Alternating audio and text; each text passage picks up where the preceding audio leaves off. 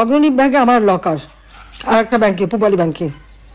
সে পাকিস্তান আমল থেকে গহনাগাটির লকারই আমি রাখি, আমরা রাখতাম, এটা আমাদের পারিবারিক সবার। 1981 সালে আমি যখন ফিরে আসি, জিয়াউর রহমান যখন বেঁচে ছিল আমাকে কিন্তু 32 নম্বরে ঢুকতে দেয়নি। জিয়া যখন নিহত হলো, এরপরে সত্তার সরকার অর্থাৎ বিএনপি সরকার ক্ষমতায়, 12 জুন 32 নম্বর আমার কাছে হস্তান্তর করবে। ধুলাবাড়ি ময়লার সমস্ত ভরা জায়গা, রক্তের দাগ সব ওখানে। আমার কাছ থেকে সই করালো 72 পাতা, বললাম আমি আইনজীবী দ্বারা করবো, বাড়িতে তো মার্ডার হয়েছে, না সেটা হবে না। তারপরে প্রচার, কত শতভরি সোনা দানা পাওয়া গেছে, এই পাওয়া গেছে, হ্যাঁ পাওয়া তো যাবে, আমরা তো ভেসে আসা পরিবার না। আজকে আবার অগ্রণী ব্যাংকে তালা ভেঙেছে, কেন তালা ভাঙলো? চাবি তো আমার কাছে, আমি তো এখনো জীবিত আছি। আমি যেখানে এখনো জীবিত আছি আর মামলায় কেবল একটা রায় দিয়েছে, এই রায়ের সব ধাপ তো শেষ হয়নি, তার আগে কেন হাত দেবে? এটা তো ডক্টর মোহাম্মদ ইউনূসের ব্যাংক ডাকাতি, সে লোক দিয়ে ব্যাংক ডাকাতি করছে, সেখান থেকে সব সোনা দানা বের করে এত ভরি, আমরা হ্যাঁ ভরি তো থাকবেই। সেখানে আমার দাদি, নানি, আমার মা, কামালের বিয়ে হয়েছে, কামালের বউয়ের গহনা, জামালের বউয়ের গহনা, এমনকি পুতুলের বিয়ের পরে তার কিছু গহনা সবই তো ওখানে রাখা ছিল।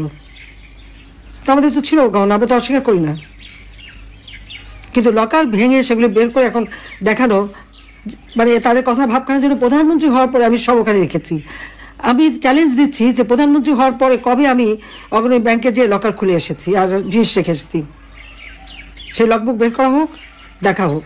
আমার তো মনে পড়ে না যে আমি 96 সালে প্রধানমন্ত্রী হয়েছে প্রথম, সেই 96 সাল থেকে এ পর্যন্ত কোনোদিন অগ্রণী ব্যাংকে আমি যাইও নি, লকারও খুলিনি, কারণ এগুলি পারিবারিকভাবে যা ছিল সব আমি রেখে দিয়েছিলাম ওইভাবেই।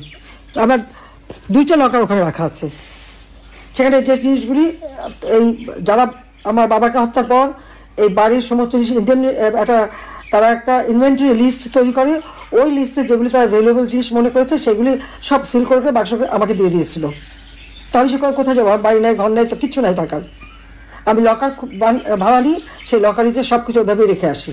তারা আমাদের ঘর বাড়ি যা ছিল সব তো লুটপাট করে নিয়েছি।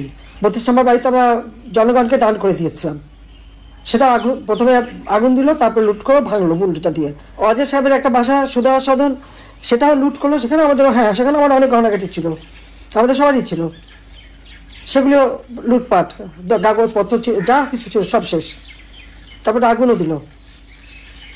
গণভবন সব তো আমরা সব ফেলে দিয়েই তো চলে এসেছি, তো সেই গহনাগাটিগুলি দেখায় না কেন? সেগুলি কার পকেটে গেল?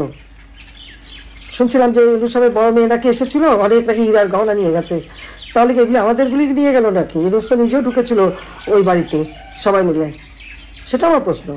কিন্তু একটা লকার ভাঙতে গেলে, যে এখানে আমি এখনো জীবিত, চাবি আমার কাছে, পারমিশন ছাড়া এই লকারটা ভাঙে কিভাবে? আমাদের পারিবারিক একটা ঐতিহ্য আছে এবং আমাদের অবশ্যই পারিবারিক সমস্ত সম্পদ নিশ্চয়ই ছিল, আছে। আমার নানির যত গহনাগাটি ছিল, এখন ওখানে সে গহনাগুলি দেখাক, অনেক পুরোনো আমলের গহনা।